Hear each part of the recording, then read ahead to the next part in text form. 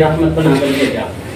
صلی اللہ علیہ وسلم اسوہ رسول اکرم صلی اللہ تعالی علیہ وسلم، اور اس کی سب سے بڑی آیت اور رسول اللہ صلی اللہ علیہ وسلم کا اسوہ حسنہ تو آپ کی پوری زندگی ہمارے لیے ایک نمونہ ہے، اور کوئی انسان، کوئی دنیا کا مفسر، محدث، محقق، عالم، ولی، کوئی بھی یہ نہیں کہہ سکتا کہ رسول اللہ صلی اللہ علیہ وسلم کی زندگی کے تمام پہلوؤں کا میں نے مطالعہ کیا یا میں اس کو کامل طور پر بیان کر سکتا ہوں۔ اس کی وجہ یہ ہے کہ دیکھیں، رسول اللہ صلی اللہ علیہ وسلم کی شان، آپ کی عزت، عظمت، واقعات اور آپ کی سیرت اتنی ہے کہ کہتے ہیں کہ حضور کی زندگی سمندر ہے اور سمندر کا کوئی کنارہ نہیں، جو اس کے اندر ڈوبتا ہے، غوطہ زنی کرتا ہے، تو وہ ڈوبتا ہی چلا جاتا ہے، وہ اس کی انتہا تک نہیں پہنچ سکتا۔ اس کی وجہ کیا ہے؟ اس کی وجہ یہ ہے کہ دیکھو،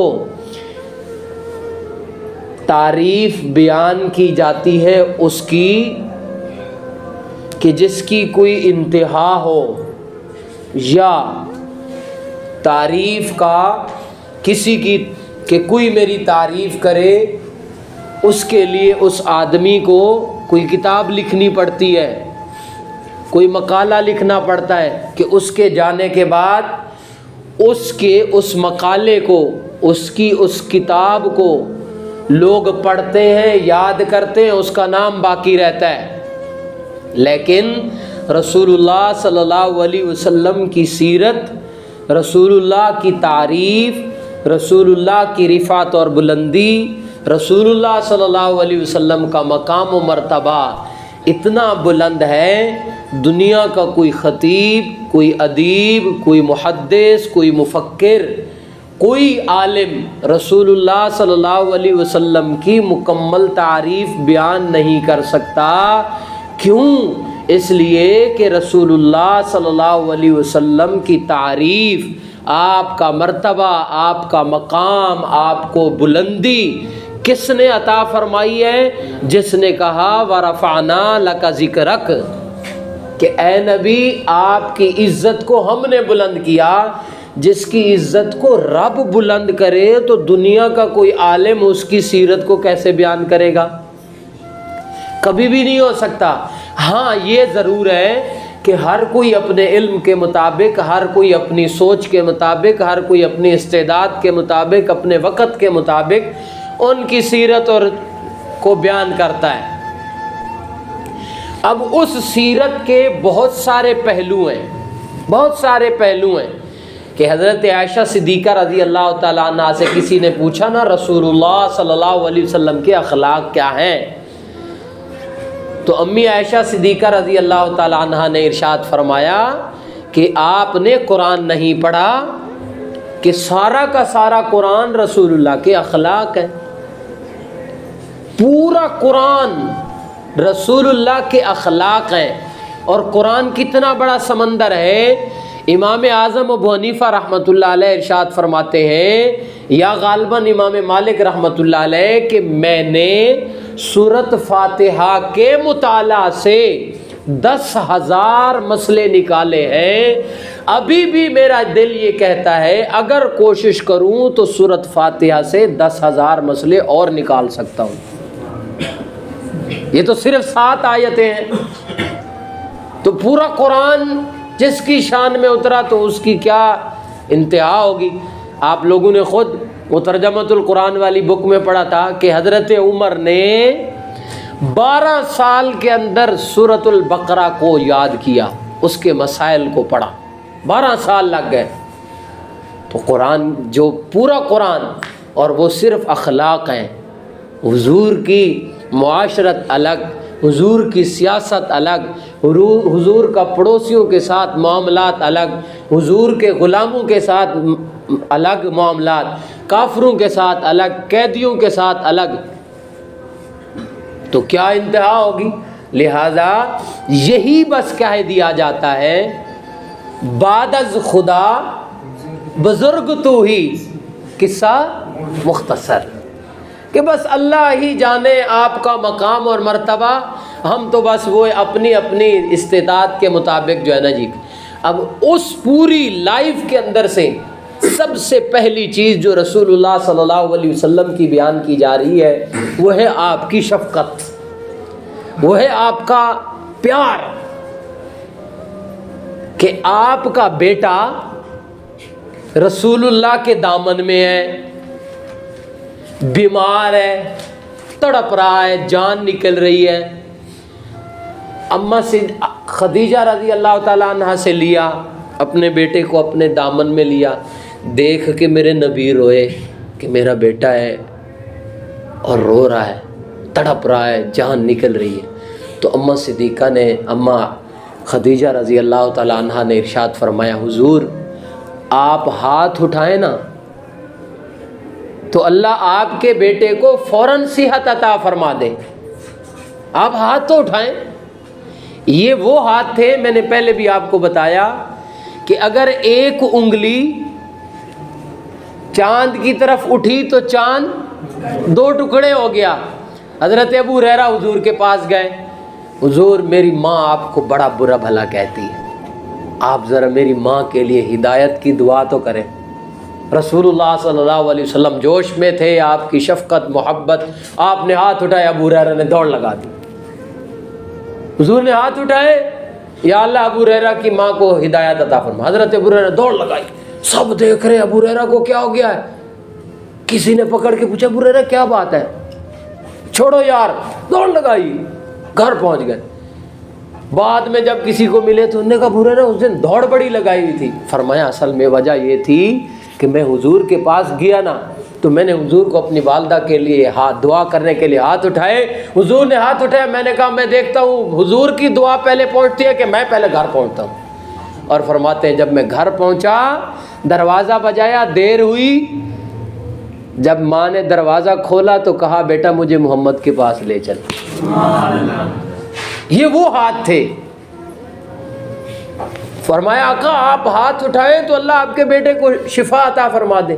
تو میرے نبی نے کیا ارشاد فرمایا؟ حضور نبی کریم صلی اللہ علیہ وسلم نے ارشاد فرمایا اے خدیجہ، اللہ نے ہر نبی کی ایک دعا، ویسے تو ساری قبول ہوئی ہیں، ایک دعا خصوصی اللہ نے قبول فرمانی ہے، اور وہ دعائیں ہر نبی نے مانگ لیں۔ حضرت آدم سے بھول ہوئی، اللہ سے دعا مانگی یا اللہ مجھے معاف کر دے، اللہ نے معاف کر دی، قبول ہو گئی۔ حضرت موسیٰ نے ضد کی یا اللہ میں نے آپ کو دیکھنا ہے، اللہ نے قبول فرما دی، دکھا دی تجلی۔ حضرت عیسیٰ نے دعا کی یا وہ بہترین امت مجھے عطا فرما، یا پھر اس نبی کا امتی بنا، اللہ نے قبول فرما کے امتی بنا دیا۔ فرمایا خدیجہ ایک دعا میں نے سنبھال کے رکھی ہوئی ہے، اگر میں آج اپنے بیٹے کے لیے مانگ لیتا ہوں نا تو یہ تو ٹھیک ہو جائے گا، لیکن کل قیامت کی صبح جب میری امت بے یار و مددگار ہوگی اس وقت کیا ہوگا؟ پھر آج بیٹا قربان ہے لیکن کل امت کو پریشانی کے عالم میں دیکھا جانا برداشت نہیں ہے۔ اے خدیجہ یہ دعا میں اس وقت اللہ سے مانگوں گا کہ جب میری امت پریشان ہوگی اور دعا کر کے امت کو جنت میں بھجواؤں گا۔ یہ ہے شفقت امت کے ساتھ، یہ ہے پیار، یہ ہے فکر، کہ ہر وقت حضور امت کے لیے تڑپتے تھے، ہر وقت۔ حدیث پاک میں آتا ہے، بخاری میں ہے کہ حضور کے سینہ اقدس سے اس طرح آواز آتی تھی امت کی فکر کی جس طرح کسی ہنڈیا کے ابلنے کی آواز آتی ہے۔ ہنڈیا میں پانی ڈال دیں نا، اس کو نیچے سے بہت زیادہ گیس کھول دیں تو وہ پانی جب ابلنے لگتا ہے نا تو اس کے بلبلے جب پھٹتے ہیں تو ایک آواز نکلتی ہے۔ فرمایا رسول اللہ صلی اللہ علیہ وسلم کے دل سے، سینے سے اس طرح ہنڈیا کے ابلنے کی آواز آتی تھی، اور وہ کوئی اور مسئلہ نہیں ہوتا تھا، امت کے لیے فکر مند ہوتے تھے۔ اتنی امت کے ساتھ پیار۔ ایک رات اندھیری شروع ہو گئی، آوازیں آنی شروع ہو گئیں. صحابہ فرماتے ہم مدینہ میں ڈر گئے کہ پتہ نہیں کیا ہو گیا ہے.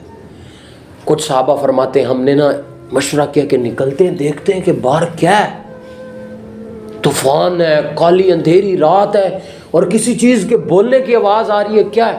فرماتے ہم جب باہر نکلے تو ہم نے دیکھا حضور ادھر سے آ رہے تھے، حضور ادھر سے آ رہے تھے. تو ہم نے کہا کہ حضور آپ کیسے؟ فرمایا پریشان نہ ہو، وہ ادھر 2 اونٹ لڑ رہے تھے تو ان کی وجہ سے میں ان کو ٹھیک کر آیا ہوں. اللہ نے فوراً آیت اتاری، لقد جاءکم رسول من انفسکم حریص علیکم، کہ وہ تمہارے بارے میں اتنا فکر مند ہے کہ وہ اندھیری رات میں بھی اگر کچھ سنا تو وہ فوراً پتہ کرنے چلا گیا تاکہ میرے امتیوں کو کوئی تکلیف نہ ہو. اتنی زیادہ شفقت، اتنی زیادہ پیار امت کے ساتھ. تو جتنی محبت رسول اللہ صلی اللہ علیہ وسلم نے امت کے ساتھ کی اتنا کوئی بھی نہیں کر سکتا، اور صرف دنیا میں نہیں آخرت میں بھی کی. اور ایسی رحمت کہ رسول اللہ صلی اللہ علیہ وسلم خود کیا ہو گئے جی، آپ کو پتہ نہیں میں نے یہ واقعہ بتایا کہ نہیں، ہر ایک کے لیے شفقت آپ کی، ہر ایک کے ساتھ پیار. آپ جا رہے تھے، پیچھے سے آواز آئی یا رسول اللہ صلی اللہ علیہ وسلم. حضور نے مڑ کے دیکھا کون ہے، کوئی بھی نہیں. پھر چل پڑے آگے، پھر آواز آئی یا رسول اللہ انظر الینا، ہماری طرف بھی دیکھیے. حضور نے پھر دیکھا کوئی بھی نہیں. حضور آگے جانے کی بجائے پیچھے چل پڑے. آگے گئے تو ایک جگہ پہ ایک ہرن باندھی ہوئی تھی، وہ رسول اللہ کو بلا رہی تھی یا رسول اللہ. حضور نے فرمایا جی بولیں جی. اس نے کہا حضور ایک کام کریں. فرمایا جی. حضور میرے بچے ہیں، آپ کے امتی نے، آپ کے صحابی نے مجھے شکار کر کے پکڑ لیا، اب اس نے ادھر باندھا ہوا ہے، وہ تو گیا ہوا ہے. حضور آپ اس طرح کریں، مجھے یہاں سے آزاد کریں، میں جا کے اپنے بچوں کو دودھ پلاتی ہوں، دودھ پلا کے آ جاؤں گی. حضور نے فرمایا تم کسی کی امانت ہو، میں کیسے چھوڑوں تمہیں؟ میں حضور اگر میں نہ آئی تو مجھے نافرمان لوگوں کی طرح اللہ عذاب دے، بس آپ یقین کریں. حضور نبی کریم صلی اللہ علیہ وسلم نے اس کو کھولا اور جاؤ دودھ پلاؤ. اب وہ چلے، ہرن ہے، جانور ہے، جانور کو کیا، جانور کہاں واپس آئے گا اس جگہ پہ جس کو اس کو پتا ہو کہ یہاں سے میرے وہ نے ٹکے کباب بوٹیاں بنے گی. میں پاگل ہوں تھے ہم. آپ لوگوں کو پتہ چل جائے نا اس گلی سے جو ہے نا جی ڈاکو رات کو 10 بجے کے بعد لوٹتے ہیں، آپ اوپر سے آ جائیں گے، ادھر سے نہیں جائیں گے. بھائی 2000 والا موبائل ہے وہ بھی نہ لے لیں، چلو وڈا تو دور دی گل. تو حضور صلی اللہ علیہ وسلم نے اس کو بیچ دیا. اب حضور ظاہر ہے وہاں بیٹھ گئے، ضمانت دی ہوئی تھی، اب وہ صحابی نہیں تھے جن کی تھی، بیٹھ گئے انتظار میں. لیٹ ہو گئی. حضور اور تشویش میں پڑ گئے کہ پتہ نہیں اب کیا بنے گا، آ ہی نہیں رہی. حضور بیٹھے بیٹھے بیٹھے تھوڑی دیر کے بعد دیکھا ہرنی آ گئی. حضور نے اس کو پکڑا، باندھ دیا. اللہ اکبر کبیرہ. حضور نے باندھا، اتنے میں حضور کا، اب حضور چلے جاتے، حضور وہیں بیٹھ گئے. حضور کے وہ صحابی آ گئے، انہوں نے دیکھا نا بڑے پریشان. حضور آپ ادھر کیسے؟ فرمایا یار ایک چیز مانگنی ہے آپ سے. کیا جی؟ حضور آپ پر ماں باپ قربان ہو، حکم کریں. اور یہ جو جملہ ہے نا، حضور آپ پر ماں باپ قربان ہو. میرے نبی کے 1,44,000 صحابہ کرام ہیں، اور ہر ایک صحابی نے حضور کو جب بلاتے تھے نا تو فرماتے تھے یا رسول اللہ ہمارے ماں باپ آپ پر قربان ہوں. حضور یہ حکم ہے، حضور یہ بات ہے، حضور ہمارے ماں باپ قربان. اور 1,44,000 صحابہ میں سے ایک صحابی ایسے تھے جس کو حضور یہ کہتے تھے یار تمہارے اوپر میرے ماں باپ قربان ہیں. اس کا کیا مقام ہوگا؟ حضرت معاذ بن جبل رضی اللہ تعالیٰ. حضور ان سے، میں اپنے الفاظ میں اگر کہوں تو حضور حضرت معاذ سے کہتے تھے یا معاذ I love you، انا احبک یا معاذ، اے معاذ میں تم سے محبت کرتا ہوں.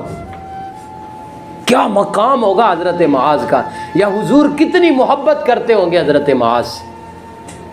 جب معاذ ابن جبل کو یمن کا خلیفہ گورنر بنا کے بھیجا نا حضور نے، تو حضور نکلے. حضرت معاذ جو بھی قافلہ جاتا تھا تو حضور چھوڑنے کے لیے جاتے تھے. جتنے بھی قافلے گئے حضور بس مدینے کے باہر نکلتے، بائے بائے ٹاٹا، ٹھیک ہے جی جائیں، اللہ آپ لوگوں کا بھلا کرے، پہنچے وہاں کام کریں. جب حضرت معاذ جانے لگے تو حدیث کی کتابوں میں لکھا ہے حضرت معاذ کو چھوڑنے کے لیے رسول اللہ صلی اللہ علیہ وسلم مدینے سے باہر 6 میل تک چلتے گئے. اتنی محبت تھی. حضرت معاذ نے اونٹنی سے اترنے کی کوشش کی، حضور نے فرمایا نہیں معاذ چلو. اور پھر آخر میں ایک بات فرمائی، فرمایا معاذ ہو سکتا ہے اب آپ واپس آؤ اور مجھے نہ پاؤ. تو حضرت معاذ رونے لگ گئے. فرمایا معاذ روو نہیں، یاد رکھو قیامت کے دن اگر میرے قریب رہنا چاہتے ہو تو جو جتنا اللہ سے ڈرے گا وہ کل قیامت کی صبح اتنا میرے قریب ہوگا. معاذ رونے کی ضرورت نہیں. تو اس صحابی کو حضور نبی کریم صلی اللہ علیہ وسلم نے فرمایا یار ایک چیز دے دو. اس نے فرمایا حضور ماں باپ قربان ہو آپ پہ، آپ حکم کریں. فرمایا یار یہ ہرنی مجھے دے دو. اب اس کو تو پتہ نہیں تھا یہ معاملہ یہ ہوا ہے. تو اس نے کہا حضور لے لیں آپ، کل ہی اس کو میں نے شکار کیا ہے، لے لیں آپ. تو حضور نبی کریم صلی اللہ علیہ وسلم نے اس کو پکڑا اور اس کو آزاد کر دیا. فرمایا جاؤ تم آزاد ہو، تم اپنے وعدے کی پابند ہو. اب کیا ہوا، وہ جب جاتی پھر کھڑے ہو کے سر جھکا کے کہتی، سجدہ کرتی اور کہتی یا رسول اللہ آپ کا بہت بہت شکریہ. پھر چلتی، پھر دیکھتی، تب تک سجدہ کرتی گئی سجدہ شکر جب تک حضور اس کی آنکھوں سے اوجھل نہ ہوئے. اور پھر حضور نے یہ بات ارشاد فرمائی، ان الصدق ینجی والکذب یہلک. میرے صحابہ سچ نجات دیتا ہے، جھوٹ ہلاک کرتا ہے. اس نے سچ بولا اور یہ کامیاب ہو گیا، آزادی پا گئی. جھوٹ بولتی نہ آتی اللہ اس کو عذاب دیتا. تو رسول اللہ صلی اللہ علیہ وسلم کی شفقت نہ صرف امت کے لیے بلکہ 18,000 مخلوقات میں سے ہر ایک کے لیے حضور شفیق تھے، حضور مہربان تھے، حضور رحمت للعالمین تھے ہر ایک کے لیے. اور یہ آپ کا ایسا وصف ہے جو کسی بھی نبی کو نہیں ملا. اللہ تعالی ہمیں رسول اللہ صلی اللہ علیہ وسلم سے سچی محبت نصیب فرمائے. پڑھیں جی. رحمت اللہ علیہ کے بارے میں آتا ہے آپ کا انتقال ہو کے بہت بڑے بزرگ گزرے ہیں. کہاں کے ہیں؟ کہاں ہیں؟ ملتان. ٹھیک ہے، حضرت کا انتقال ہو گیا. خواب میں کسی کو ملے، کسی مرید کو، تو دیکھا چوڑا پہنا ہوا ہے خوبصورت اور دسترخوان لگا ہے جنت کے پھل میوے. تو اس نے کہا حضرت بڑی موجیں ہیں، آپ نے تو ماشاءاللہ جنت میں موجیں کر رہے ہیں. فرمایا یار جنت میں مزہ نہیں ہے. نے کہا حضرت جنت میں مزہ نہیں ہے، یہ کیسے کہہ رہے ہیں آپ؟ تو فرمایا یار جو روزانہ 5 وقت کی نماز پڑھنے کا مزہ تھا نا وہ جنت میں بھی نہیں ہے. حضرت علی نے حضور سے پوچھا حضور کیا جنت میں نماز ہوگی؟ تو حضور نے فرمایا علی نماز دنیا میں. فرمایا پھر وہ جنت کیسی جنت ہے جس میں ہم رب سے ہی ملاقات نہ کرتے. اور آج ہم لوگ، اور آپ لوگوں کو پہلے بھی یہ بتایا تھا، حضرت حسن بصری رحمۃ اللہ علیہ مسجد کے فجر کی نماز پڑھ کے مسجد کے دروازے پہ آئے. ایک نوجوان آ گیا، اس نے کہا جماعت ہوگی؟ فرمایا اس نے کہا اوئے ہوئے. تو حضرت نے فرمایا یار نماز کا ٹائم تو نہیں گیا نا، تو جماعت نہیں ہوئی تو ابھی پڑھ لو. اس نے کہا اگر جماعت کے ساتھ پڑھتا تو 27 نمازوں کا ثواب ملتا، اب ایک کا ملے گا. حضرت نے اس کی وہ تڑپ دیکھ کے نہ کہا چل یار پھر میری 27 تو لے لے، اپنی ہاں جو ہے نا وہ مجھے دے دے، یہ جو تو نے کہا ہے نا اوئے ہوئے. اس نے کہا ٹھیک ہے جی میں نے آپ کو اپنی اوئے ہوئے دے دی. حضرت نے فرمایا چلو میں نے بھی اپنی 27 آپ کو دے دی کیونکہ میں نے تو جماعت کے ساتھ پڑھی. اب رات کو جب سویا نا خواب میں دیکھتے ہوئے پاگل کتنا سستا سودا کر دیا تو نے.